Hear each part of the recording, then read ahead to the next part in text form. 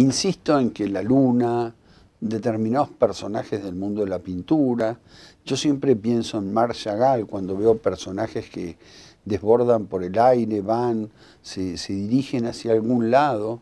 En Punta del Este, en el Museo Ralí, hay una muestra de 12 originales de Marc Chagall en este momento que tienen que ver con una muy, muy linda propuesta precisamente para un templo en Israel. Usted puede recorrerla, verla, pero nos vamos a ir nada menos que al Gran Palais. 50 años del primer paso, la luna, el verdadero viaje a los imaginarios. Se explora la relación de la humanidad con la luna, orígenes nuestros y la exploración científica. También, por supuesto, ¿cómo no van a estar?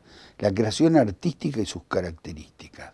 Marc Chagall, Man Ray, François Morellet, Auguste Rodin y Félix Vallotton. Alexia Fabre, curadora de la muestra, habla sobre esta rica colección con 120 obras de todo el mundo, pinturas, esculturas, fotografías, videos, obras originales también creadas para la exposición. Momento de tranquila exposición, tranquila contemplación y, por supuesto, a disfrutar.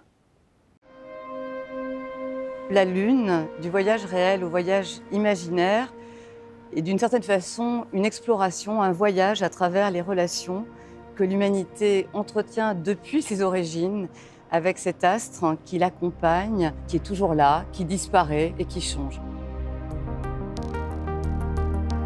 Cette exposition est avant tout une exposition artistique. Elle rassemble environ 120 œuvres qui viennent du monde entier, qui couvrent une période assez large puisqu'il y a quelques incursions dans l'archéologie, jusqu'à une période très contemporaine.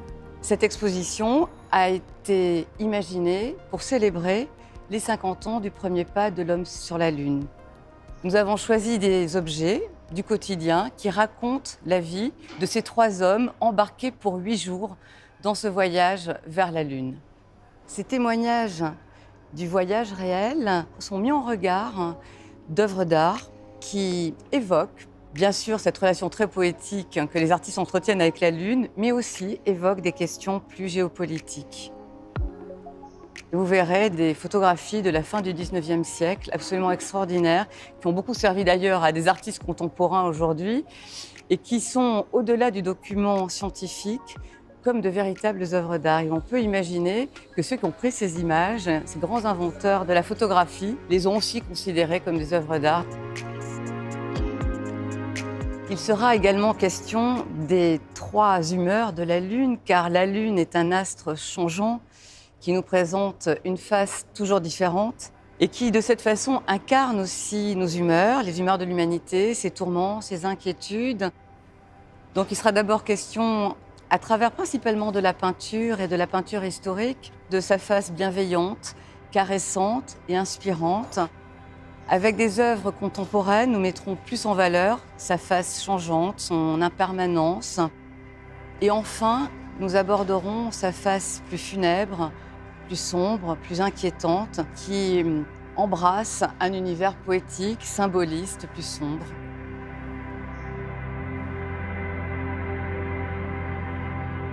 La Lune, qui est un astre familier, dont l'homme a toujours repéré la forme comme une sorte de miroir, a pourtant été incarnée.